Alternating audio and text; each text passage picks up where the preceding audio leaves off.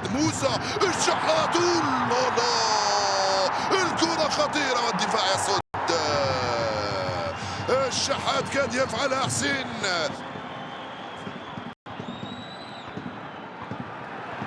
قطرية في الوسط، كريم بوضياف يلعبها. خطيرة، تسديدة بابا جول. قلت لكم بأن السر يكمن عند حسين الشحات.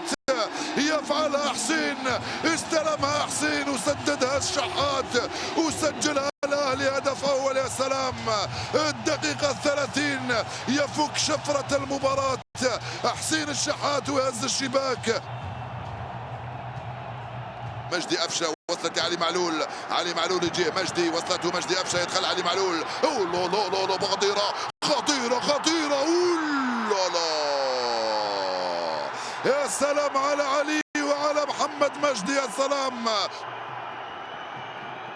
الانطلاقه مره ثانيه، عمرو السوليه، وضعيه تسلل ام لا، وضعيه تسلل ام لا. الكره من بواليا، بابا جول.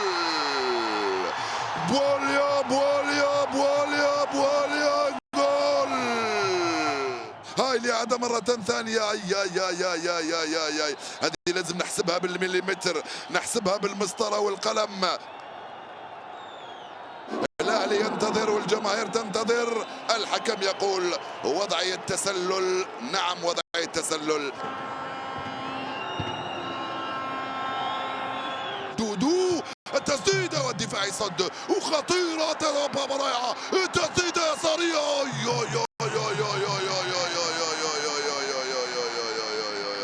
فرصة ثمينة ضاعت. محمد الشناوي مرت من أمام يديه. يتفوق إدميلسون، تفوق عليك يا هاني، تفوق عليك إدميلسون، تفوق عليك إدميلسون، وخطيرة والحارس.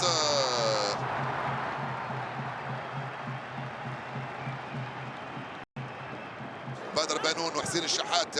توصل الكرة هذه لعليو ديانج.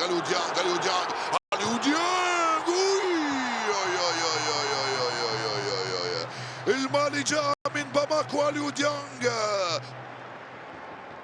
كريم بوضياف يرفع الكرة بالراس.